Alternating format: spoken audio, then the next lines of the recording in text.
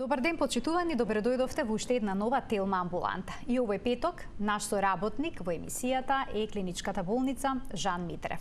Во наредните 45 минути ќе зборуваме за една непријатна состојба кај жените која што мачи голем дел од нив, односно за спуштената бешика која што доведува до неволно мокрење, но и за спуштената матка. Што се случува кога ќе дојде до промени на карличното дно, ќе ни појасни денешниот гостин, професор доктор Васил Илиев, гинеколог акушер во Жан Митрев клиник. Професоре, добар ден. Добре дојдовте повторно во Телма амбуланта. Добар ден. Кај жените после 40-та година се случува да почна да се спуштаат гениталните органи како што е матката. Се работи или за болест или за состојба? Да. Значи да почнам од почеток малку да дадам едно кратко објаснување.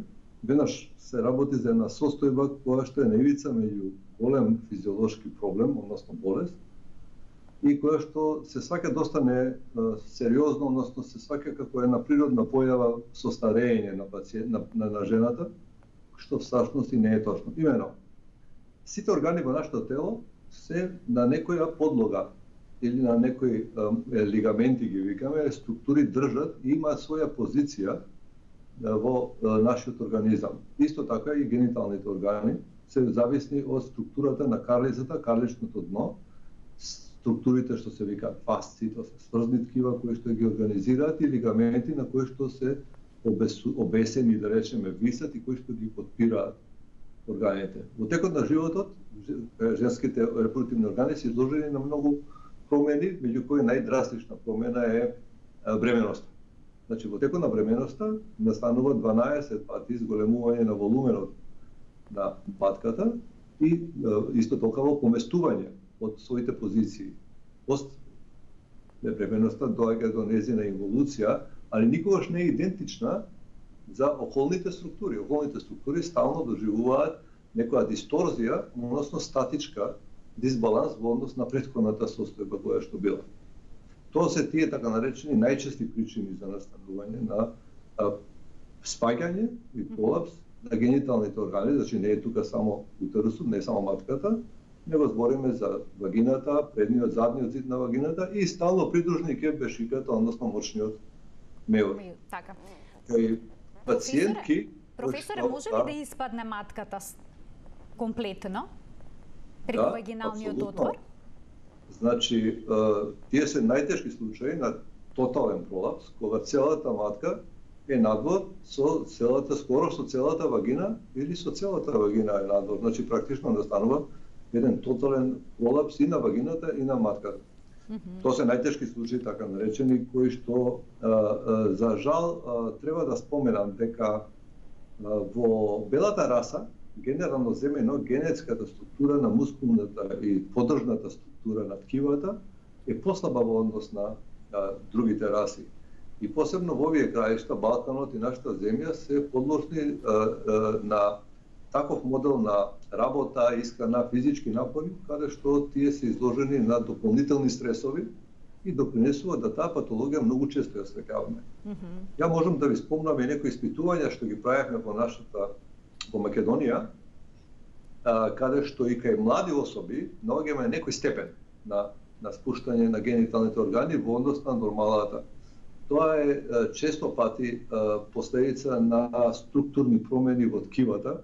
Значи, ткивата содржат срзни влакна, еластични влакна, содржат фиброзни влакна и мускулни влакна. И сите тие, во текот на циклусот, посебно кај жените, доживуваат влијание од хормонскиот статус. Хормонскиот статус е многу важен и мислам дека треба да се води рачун дека различниот степен на хормонски акцептабл, прифатливи структурни промени кои што настануваат кај жените после или во перименопаузата треба да бидат евалуирани на време, затоа што тогаш сме најуспешни во пружењето на третманот, помошта што треба да ја даде.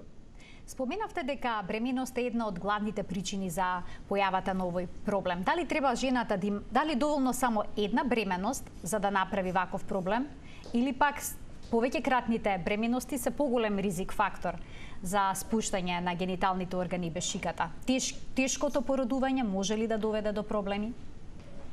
Секако дека повеќе бременности или комплицирани породувања или мултипли бременности се поголем предизвик за структурите кои што ги држат органите. Тоа е докажано дека е така, но не мора да значи. Јас напомнав дека сите личности се различни со своите генетски карактеристики и различен е карактерот на сврзните, на еластичните структури, мускулните структури кои што ги држат органите.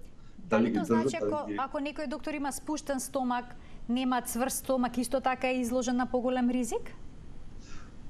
Па да, значи спуштањето на гениталните органи, замислете го како хернија, како кила кои што се јавуваат, али ова се кила на генитални органи. Исто и спуштениот стомак може да биде причина на слаба структура која што го држи масното ткиво, или може да биде сопропратно заедно постојна на некоја хернија, на некоја хернијација на било кое ниво, почевши од апаква, значи умбиликалниот дел, доле до феморалниот дел, кој што се дешава. Ние имаме многу често пати пациентки кои што претходно имале некој тип на кила, на хернии, и доаѓаат во повозрастната возраст за некој степен на генитален пропуск. Многу често е тоа. Да. Значи, збориме за една структура на личност која што има сврзни структури кои што се така по-слаби во однос на други некои. Важна е конституцијата. А што е со конституција се вика тоа, да. Што е со дебелината? Дали таа ризик фактор или пак жените кои што се болни од астма, кои што имаат хроничен бронхитис, постојано кашлаат, може ли тоа да доведе до спуштање на гениталните органи? Да, секако, значи тие се све предизвици на кои што се изложени сите структури кои што ги држат гениталните органи. Ние ја спомнеме генитални органи, него стално треба да имаме обзир дека збориме и за мочниот меур во истиот момент. Он со голема дел од својата површина лежи на предниот зид на вагината и учествува во сите пореметувања што се дешаваат во позициите на органите.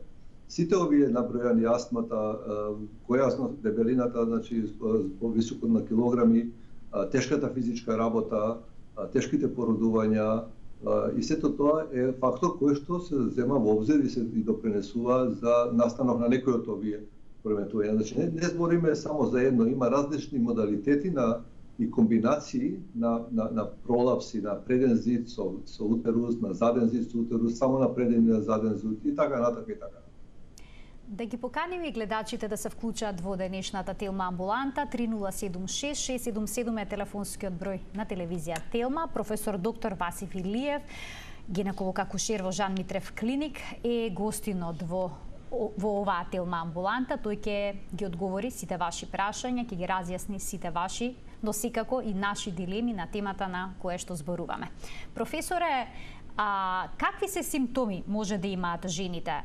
Зависи ли од тоа во колкав степен е спуштена матката, бидејќи споменавте дека кај млади жени понекогаш се забележува одреден степен на спуштање на гениталните органи. Чувствуваат ли тие нешта? Токму така. Значи, зависно од степенот на спуштање, односно на губење на статичната позиција, нормалната позиција на органот, такви се и последиците. Најчесто поврзани со чувство на болка, односно нелагодност при движење, при некој физички напор, при работа, и тоа повеќе во задниот дел према структурите кои што ги поврзуваат за карлицата и за вертебрата, односно за кичмениот стол. Учеството на бешиката, на мочниот меур во спуштањето на органите стално предизвикува и чувство на појава на испред влезот вагинален, на појава на едно испапчување во кое што се содржи предниот зид на вагината заедно со мочниот меур. И тоа ги обично пациентите највише испашува, а и у суштина највише смета, посебно за движење смета.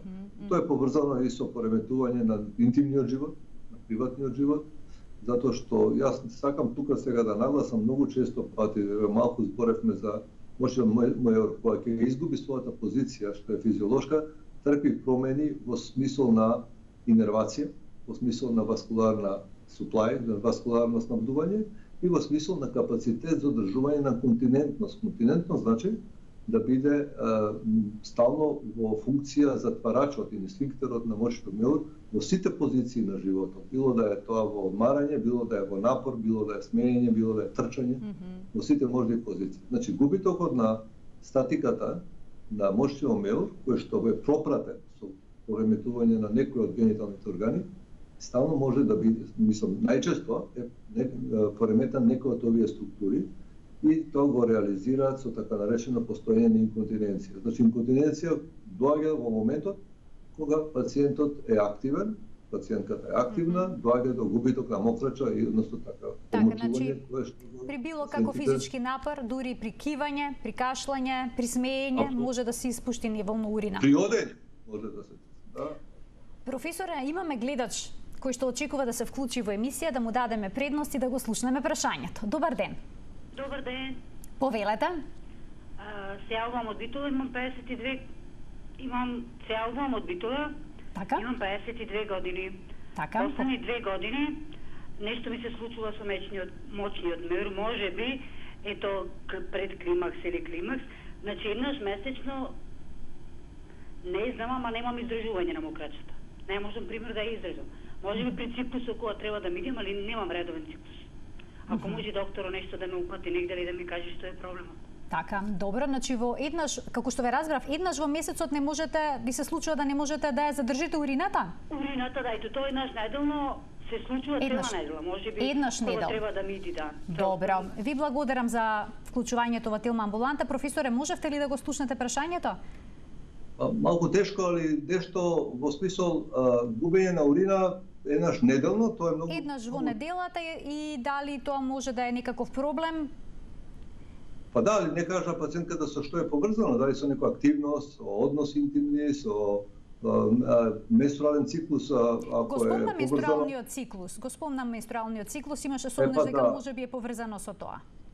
Па да, може да биде, значи пременструалниот циклус и во првите неколку дена постои една васкуларна дилатација, односно една конгестија, викаме ние, на крв во карлицата, која што може да биде причина за такво нешто. И во тој случај тоа е еднократна, да речам, проблематика која што не се повтара података во текот на месецот, во текот на деновите и практично треба се прифати како појава која што многу ретко е ова што го сега спомна гледачката.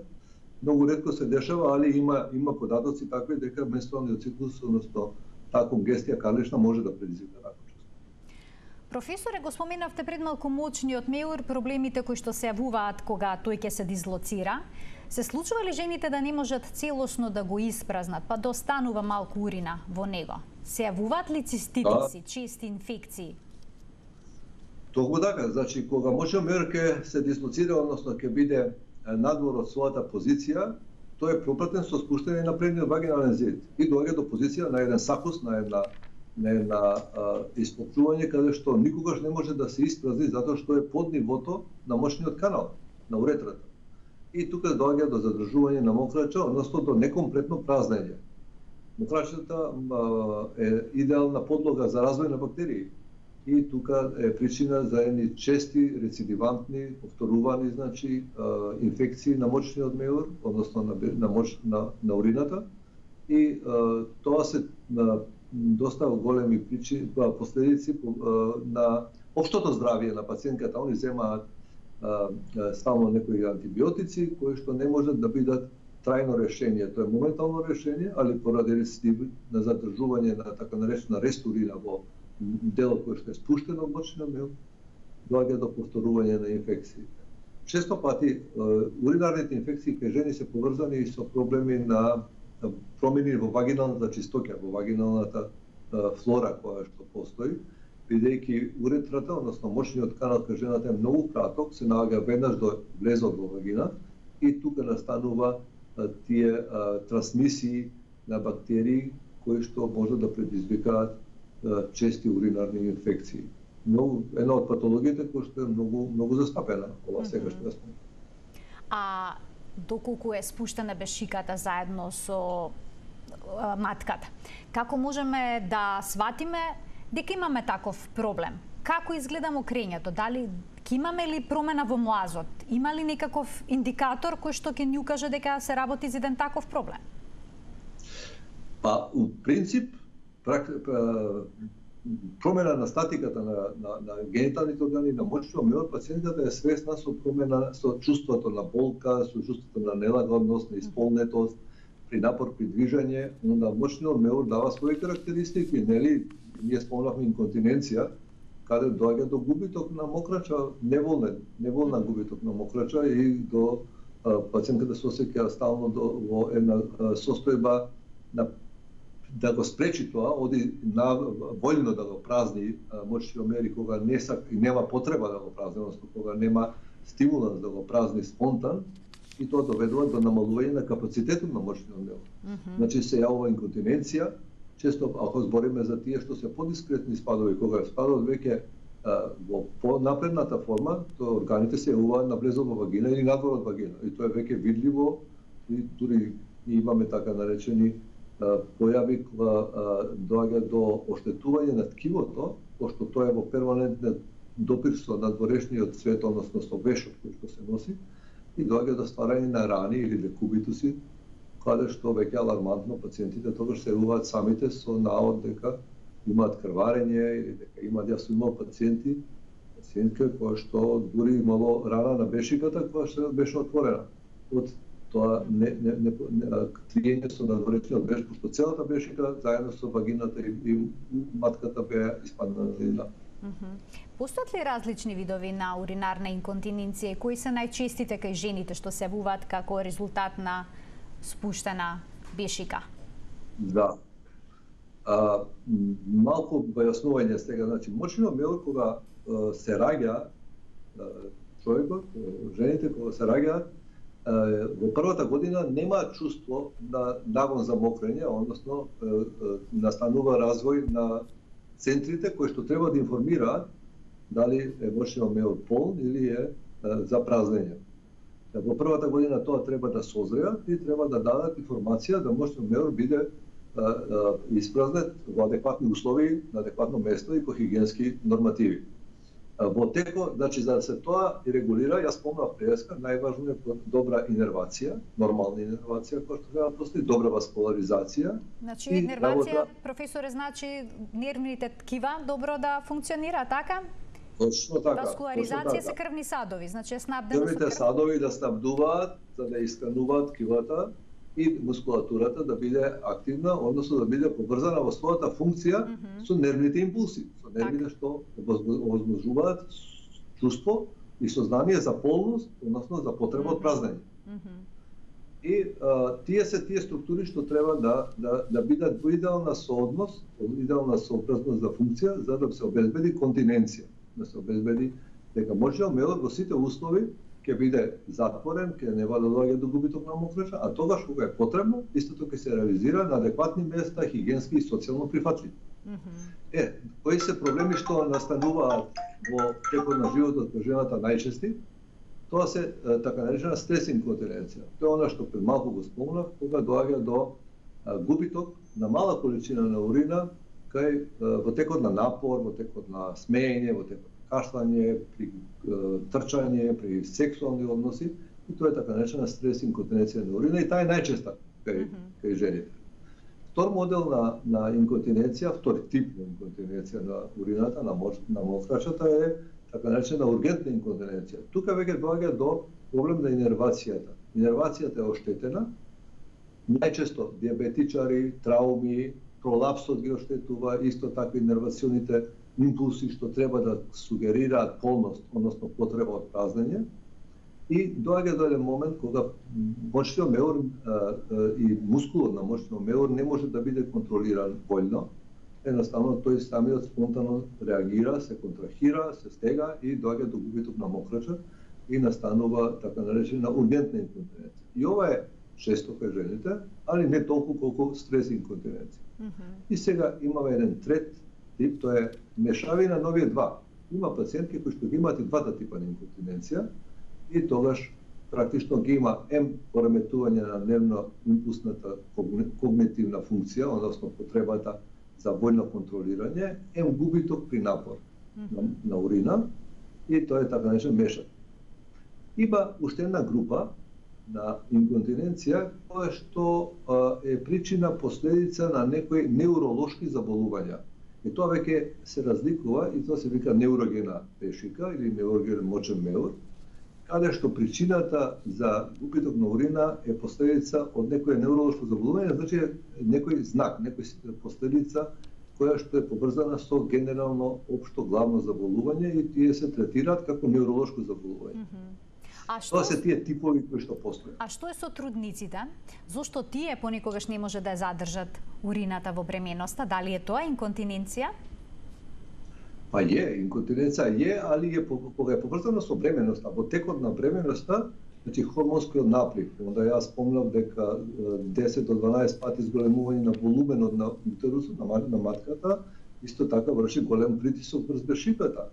Онда зголемена проток на крв, васкуларизација, една енормна во карлицата која што постои во текот на бременост, сето прави до дисторзија на сите овие функции на мочниот меур.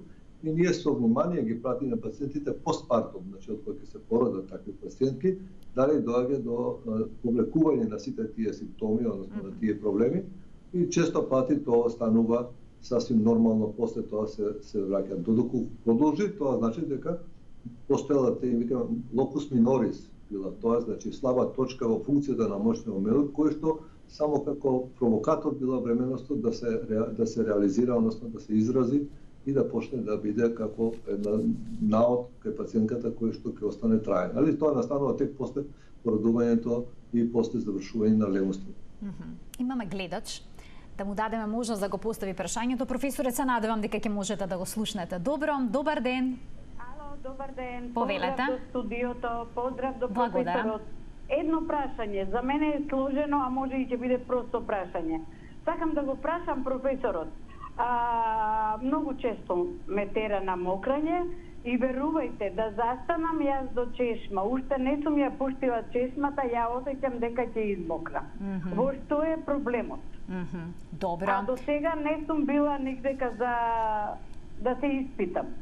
Ви благодарам за вклучувањето во програма. Професоре, го слушнавте прашањето? Да, чух убаво и убаво си образложи госпожата. Ова е типична ургентна инконтиненција.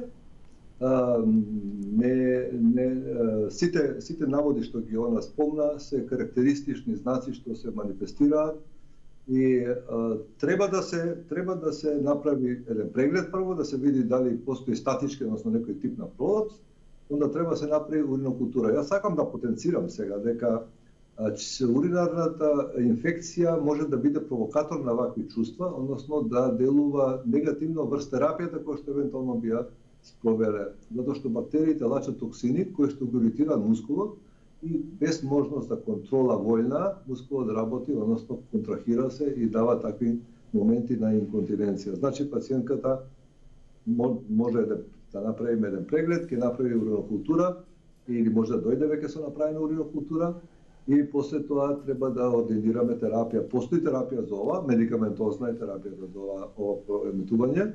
Се работи за така наречени мускарински блокатори терапевски, сега има и повеќе нови генерации на препарати, така да тоа ќе биде решено. Ова пореметување, односно ова ургентна инконтиненција е многу честа кај диабетичари, кај пациенти со дискуси, односно со пореметувања во дискусите на како вертебрата или како на кичмата, на кичмата, значи на кичмата, дискусии на кичмата кога се пореметуваат, тие губат статичкиот момент и вршат притисоци врз нервите кои што учествуваат во инервацијата на мочниот меур жената и така натаму. Ајде тука да погледнеме еден блок реклами, а виднаш потоа продолжуваме со уште многу факти поврзани со состојбата за која што денеска зборуваме. Останете на Телма.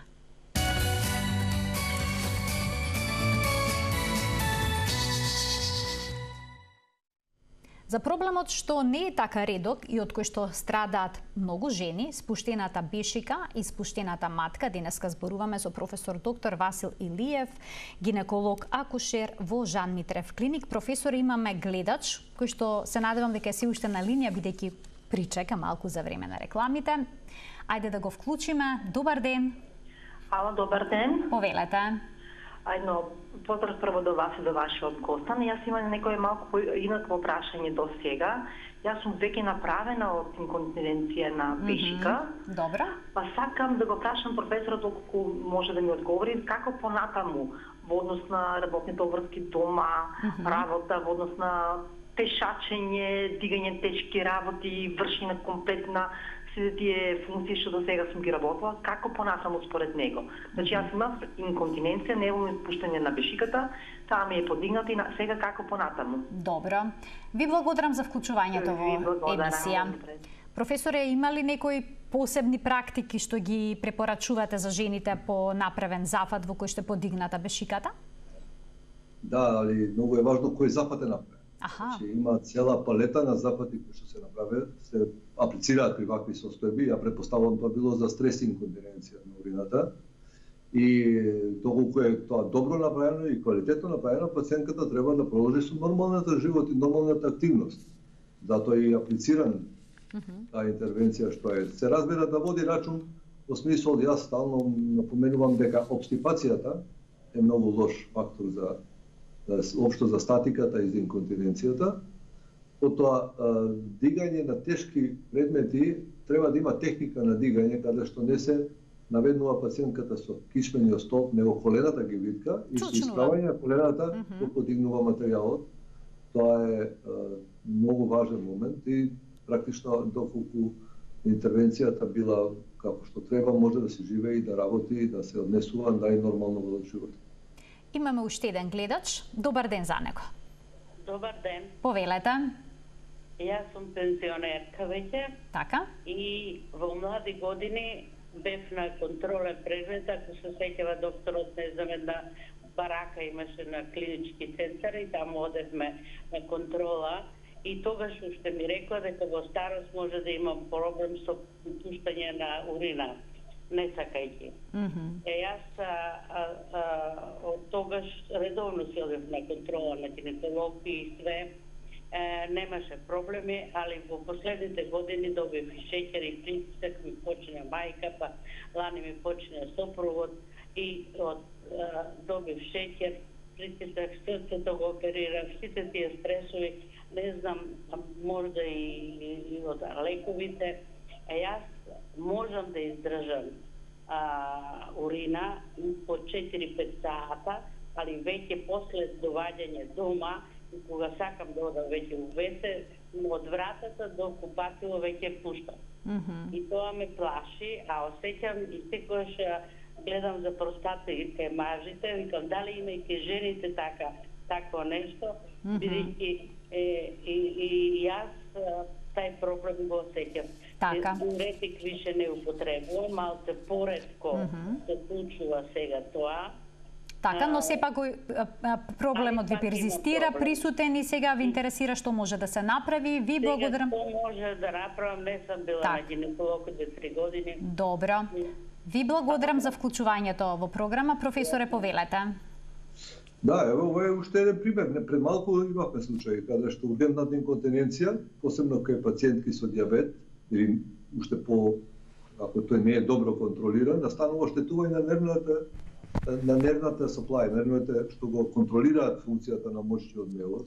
И он видите, значи пациентката вика чим дојде дома дека има потреба хитно да го тоа реализира, затоа тука се ствараат така наречени рефлекси кои што не се свесно контролабилни и она нема капацитет да го тоа инхибира. Треба да направиме преглед, треба да направиме уринокултура и да се договориме за контрола на дијабетот и евентуално терапија. Некој од палетата на препарати кои што се користни за вакви случаи би биле соодветни за пациентката. Стално постои денеска и комбинација на тие мускарински со алфа блокери и така да ќе може да се тоа регулира, да го подобри квалитетот на живот. Значи не знам, па воопшто не знам доволно свест за комплексноста на функцијата на мочниот мелот.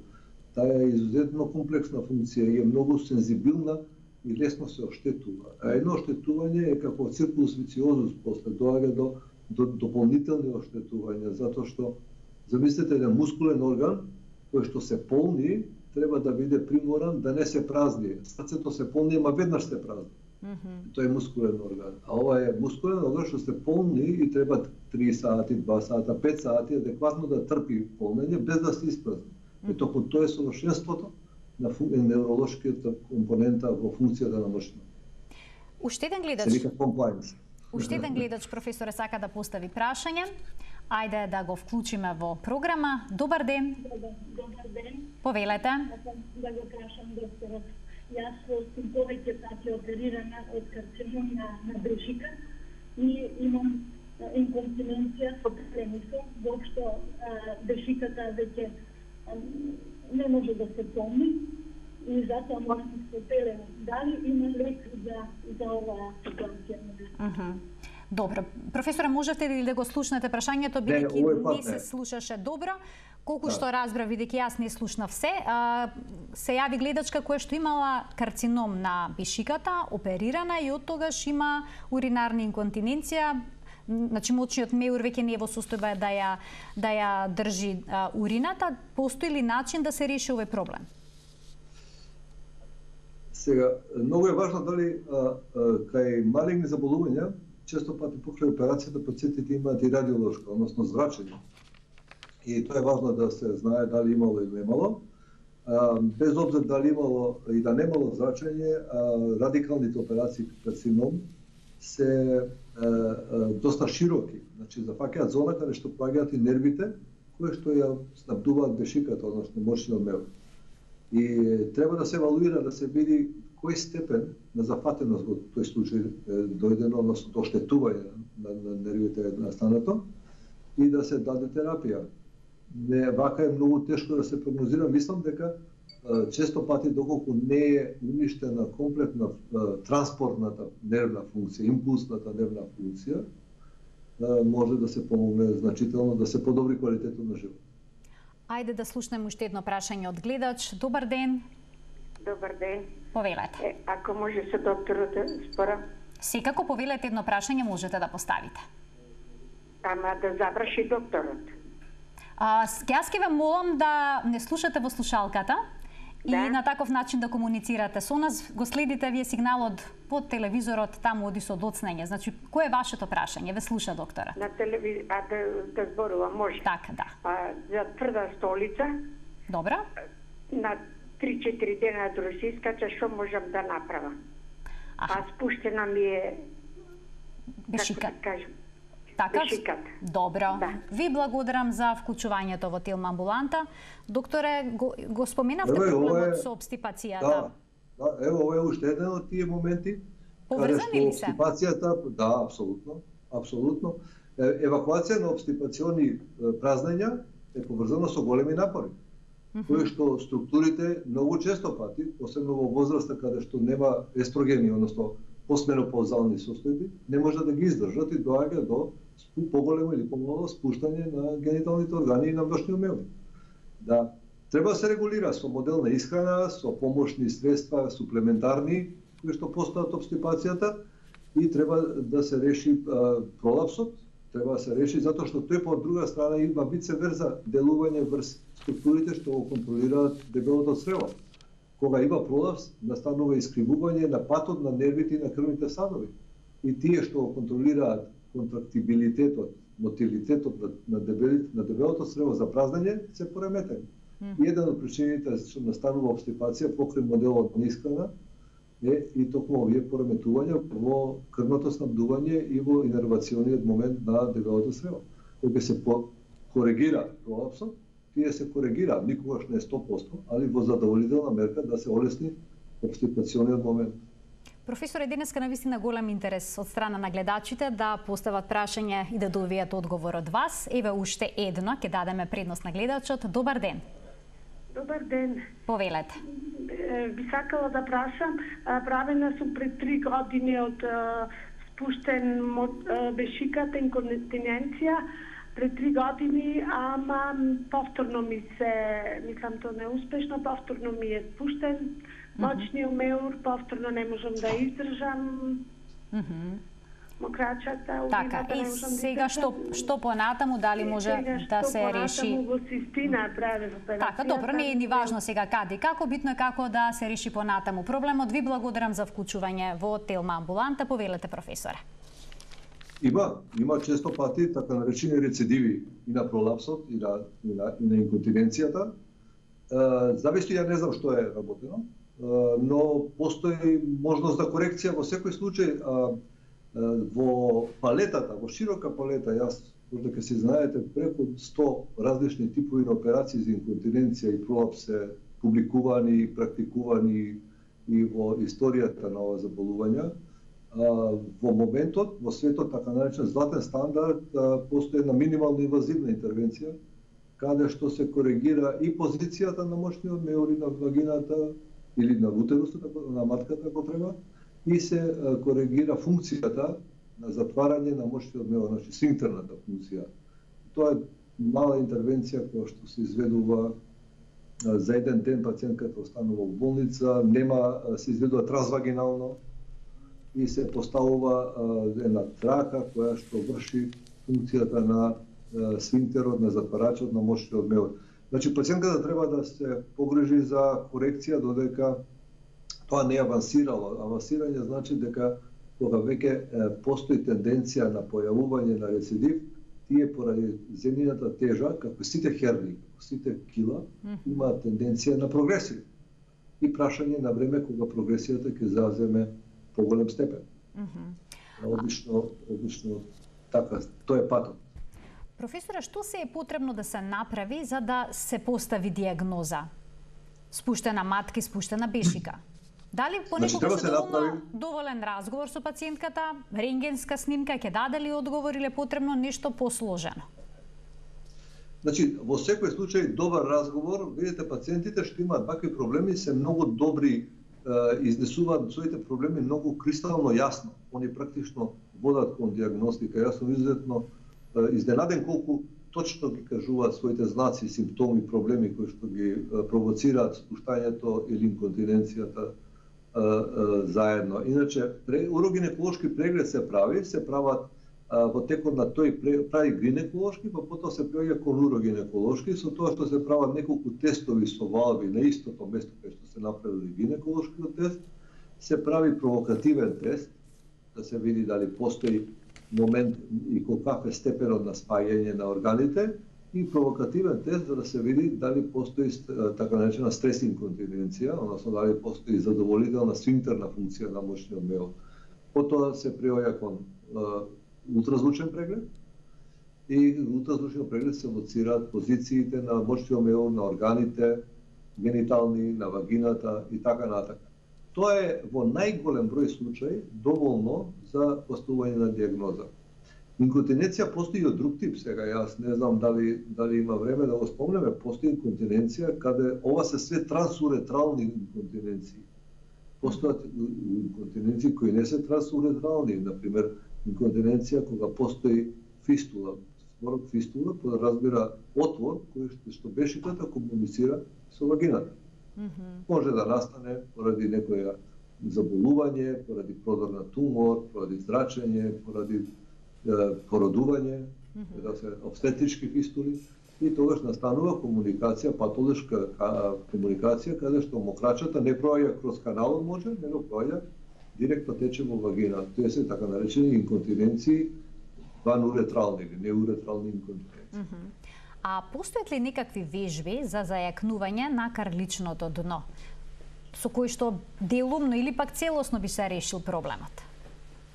Постоја, да, апсолутно познати се, ги има сега веќе во сите овие веб страни каде што се советува, ги именуваат како Кегелови вежби, нели? Тоа веројатно чуле сите овие што се заинтересирани пациенти што имаат проблем. Треба да се нагласи дека почнување на Кегелови вежби, кога веќе имате спад на мошниот меор и на гениталните органи, не може да допринесат за подобрување на состојбата, затоа што тука е изгубен капацитетот на мускулите на сржното ткиво за подобрување. Тие треба да почнат да се применуваат од раната младост. Дури ја би рекол, веднаш после породувањето треба да се почне со тие вежби и тие се многу здрави и добри за засврстување на дното на карлицата. Карлицата дно е едно комплексно дно, каде што има неколку вида на фасци, викаме на срзно ткиво, па мускулно ткиво и така натака. Значи, има вежби, немаат штета никаква, али не го решаваат проблемот тогаш кога проблемот веќе е настан. Но нема ни штета од нив, предпоставувам. Апсолутно, може да доведе да не се влоши проблемот? Може да доведе да одложат, да не се влоши проблемот. Да се одложат. А ако се почнат од млади години, значи ако се почнат тогаш кога проблемот веќе не е постои, односно кога е нормален наодот, onda веќе има значително превентивно дејство. Значи, што порано. Во зависност од што се прави одлуката дали жената ќе има оперативен зафат за подигање на органите или пак ќе се проба на некаков друг начин? Значи, пред се треба да биде случајот операбилен, значи треба општата кондиција на пациентката да биде во таква задоволителна состојба што може да поднесе анестезија и операција. Тоа е основно. Таму каде што не може, викаме дека случајот не е операбилен, се применуваат така наречени прстени, песари ги викаат, и тие се наменети само за корекција, на привремена корекција додека пациентот не стане операбилен. Значи се превземаат мерки за корекција на параметрите кои што остапуваат, кои што спречиле да биде операбилен, и тогаш се встава тој прстен за да гениталните органи, односно бешиката ја врати ин вагинам, што викаме, за да не направи поголеми пореметувања во смисло на рани, на крварења и на така натака. Иначе, дали ќе биде операбилен или не, зависи од степен. Највише од степенот зависи. Степенот кој што е прв степен на плод, значи постојат 3 грубо земено степени, може да се третира конзервативно и да се одложи интервенцијата. Веќе вториот степен е дискутабилен, затоа што во вториот степен кога ќе се јави во години кога постојат физички активности, е поприличен проблем за квалитетот на живот. Јас сакам да напоменам дека една инконтиненција во голема мера го руши интимниот живот. Во голема мера. И тоа е, мене ми е некогаш и криво, имаше интервју кај што и намерно така рекол да биде насловот дека не е нормално да се подмочувате, ако сте родили, не е нормално да останете мокри. Да, и постои убедување дека тоа со текот на годините е нормално, ако сте родиле 1 до 2 деца и се подмочате, особено при напор, при смеа, дека тоа не е така страшно. Но и ве се појаснувате дека апсолутно тоа не е нормално. Тоа е апсолутно заблуда, ама апсолутно, тотална заблуда. Ја ве молам, имам среќа да работам и надвор од Македонија и не знам, за корекција на еден степен на плод имав пациент по 92 години. Тоа ако нека биде пример. Така. Се јавуваат ли ке на жените на време? Се срамат ли од својата состојба? Зборуваат ли за тоа што им се случува? Постои чувство дека тоа е нормално, тоа треба да се прифати, секоја жена, не знам, ќе го тоа толерира затоа што родила или затоа што веќе има години и така натака. Тоа е тотален погрешен став. Второ, има срам во смисол на подмочувањето, значи стрес инконтиненцијата и другата ургентна инконтиненција ја сваќаат како срамно заболување. Тоа е исто како сите заболувања. Нема никаква разлика, баш е тоа заболување кое што во денешно време и постои адекватен третман и е многу голема штета да се трпи такво пореметување на животот, како интимен, така и општествен и секој. Ја имам пациенти што се срамат да идат во автобус поради тоа што носно мирисаат на урина. Така. Ја тоа од никој слушам. Така, тоа е исклучително непријатно.